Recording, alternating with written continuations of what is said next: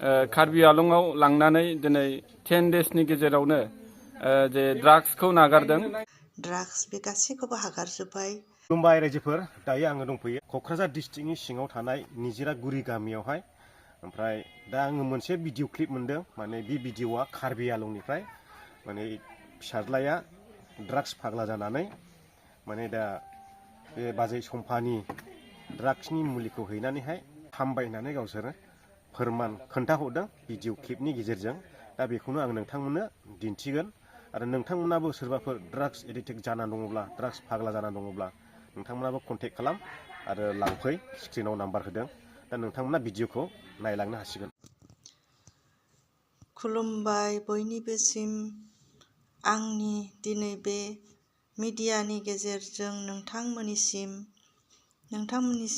मिथिहरनो लुबैदों जे कार्बि आंलंनिफ्राय थांनाय नभेम्बर 8 तारिखआव आं बिथां सम्पा मेडामनि मुलि ड्राग्सनि थाखाय, माने ड्राग्स हगारनायनि मुलि आं फेसबुकआव नुनानै माने बिथांमोननि नम्बरखौ आं कन्टेक्ट खालामनानै बिथांमोननिनो ब्रान्चनि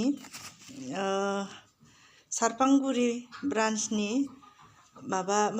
बिथां सासे फंबायनियाव आं नम्बरखौ मोननानै कन्टेक्ट खालामहरबाय। फंबायनाव सोंहरबाय बिदि मुलि मोजां जायोनो होननानै बिदि सोंहरनायाव बिथाङा बुंबाय औ मोजां जायो होननानै।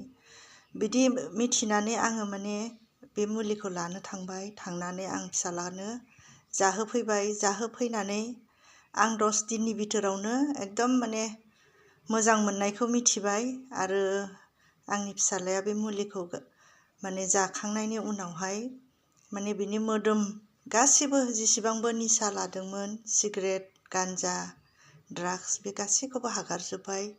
दिनै माने बिनि मोदोमा बिराद मोजां जानानै आं दा न'आवबो लाखियाखै बेखौ, अरुणाचलावसो बिनि बिमादै दं, बेजों दोनहैनानै माने आं बेखौ दा बेयावनो लाखिनानै दं। बे आंनो खबर हरबाय थायो, माने आंनि मोदोमा बिराद मोजां मोनबाय होननानै। आरो दा बियो सिगाङाव फरायनो गोसो गैयैयाबो दा फरायफिनबायबो। आरो माने पुरा माने मोजां मोनबाय आरोना।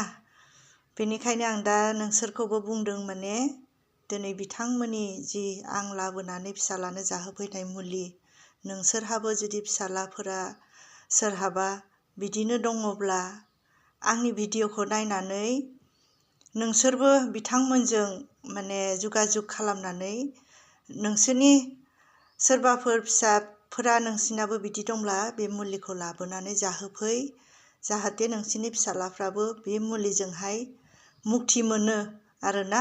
आं एकदम माने आंनि गोसोआ बिराद खुसि आरो दाना। आं फिसालाखौबो माने रिहब सेन्टारावबो हरनो रेडि खालामदोंमोन, होमबाबो दा आं बिथांमोननि मुलिजों मुक्ति मोननायनि थाखाय दा रिहब सेन्टारावबो हरनो नाङासै।